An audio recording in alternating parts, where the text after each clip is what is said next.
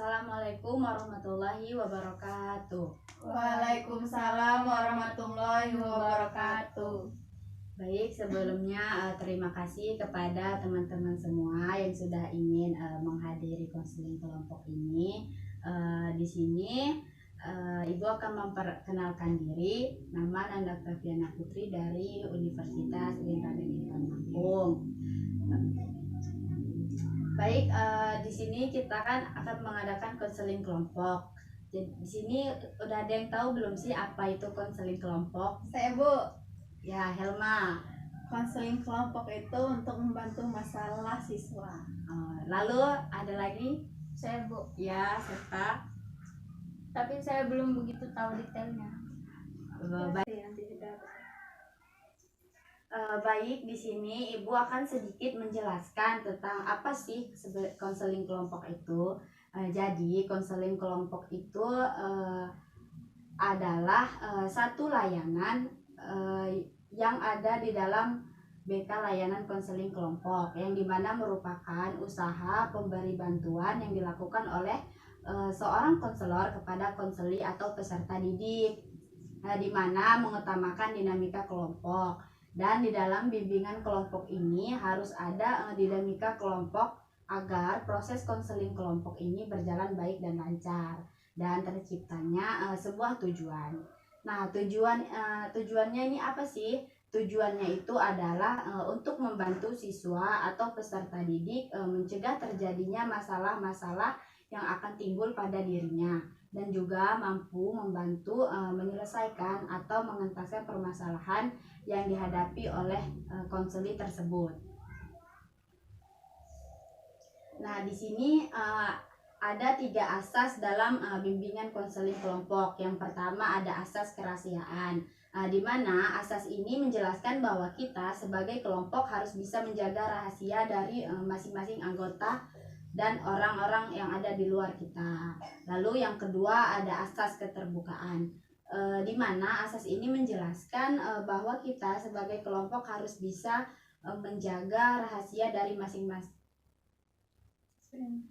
harus menerima dan keterbukaan dalam menyampaikan masalahnya. Lalu yang ketiga ada asas kesukarelaan. Di sini maksudnya adalah setiap anggota yang ingin melaksanakan konseling kelompok ini harus sukarela untuk melaksanakan kegiatan konseling kelompok ini. Nah, tadi kan ada 3 asas nih. Yang asas pertama yaitu ada asas pertama dan asas kedua. Asas kedua itu ada asas kesukarelaan. Nah, di sini ada nggak sih di antara kalian yang terpaksa mengikuti konseling kelompok ini? Tidak Bu. Saya Bu. tidak terpaksa. Saya tidak terpaksa. Nah, supaya rileks nih ya konseling kita pada sore hari ini, gimana kalau kita ngadain games nih? Bagaimana teman-teman semua, ada ide untuk games apa yang akan kita lakukan? Ular melingkar-lingkar di atas pagar. Oh, oke, baik. Coba Septa dahulu. Ya, coba. Ular melingkar-lingkar di atas pagar. Ular melingkar-lingkar di atas pagar. Ular melingkar-lingkar di atas pagar. Ular melingkar-lingkar di atas pagar. Ayo, Elma. Ular melingkar-lingkar di atas pagar. Ular melingkar-lingkar di atas pagar. Ular melingkar-lingkar di atas pagar. Ular melingkar-lingkar di atas pagar. Ular melingkar-lingkar di atas pagar. Bu, udah 5 kali. Baik, apakah semuanya sudah rileks nih, nggak tegang lagi? Udah Bu. Udah Bu. Oke. Nah, sekarang coba masing-masing dari kalian nih ceritakan permasalahan yang sedang kalian hadapi. Baik, Ibu akan memilih, dimulai coba dari Helma dahulu. Apa sih permasalahan Helma di dalam belajar? Saya bosan sekolah Bu, mendingan saya di rumah nonton TV dan masak, mencoba resep baru. Lalu Septa, apa sih masalahnya? Saya sebenarnya ingin sekolah, tapi jarak rumah saya yang terlalu jauh. sehingga kesulitan untuk datang tepat waktu. Oh, baik, alhamdulillah semua sudah mengungkapkan masalahnya ya dengan terbuka. Sekarang masalah siapa dulu nih yang akan dibahas? Baiklah, di sini Ibu akan memilih bagaimana jika Helma dulu yang akan menceritakan masalahnya terhadap teman-teman semua. Iya Bu, saya siap. Begini Bu, teman-teman. Sebelumnya saya dipaksa ambil jurusan IPA.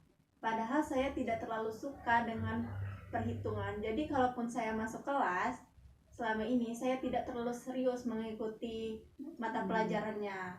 Nilai saya juga tidak bisa dibilang bagus, selalu rendah. Sepertinya saya merasa menyesal masuk jurusan ini.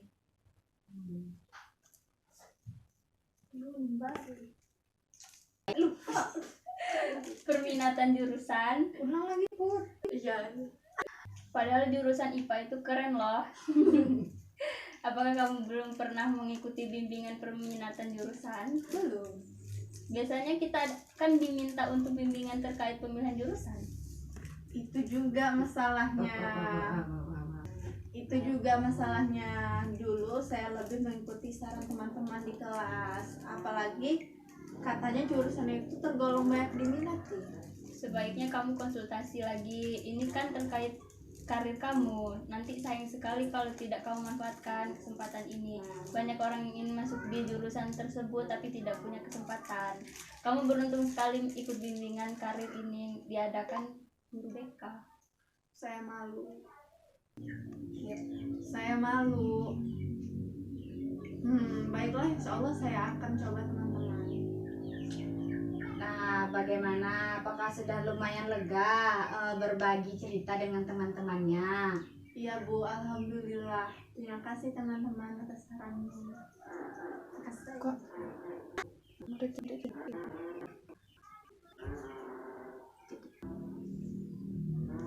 Baiklah, sepertinya waktu kita sudah habis. Kita cukupkan sampai di sini pertemuan kita pada hari ini.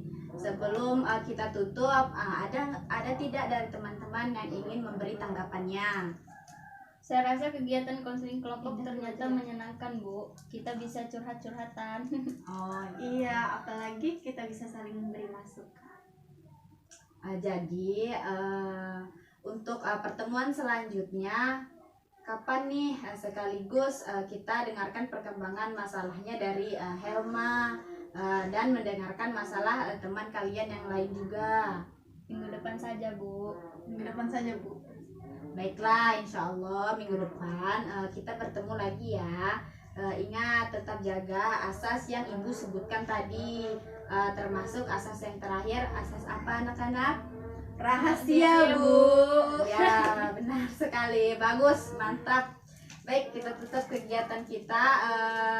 Silakan teman-teman bisa kembali ke rumahnya masing-masing. Terima kasih sudah mengikuti konseling kelompok ini. Baiklah, Ibu Airi. Wassalamualaikum warahmatullahi wabarakatuh. Waalaikumsalam warahmatullahi wabarakatuh.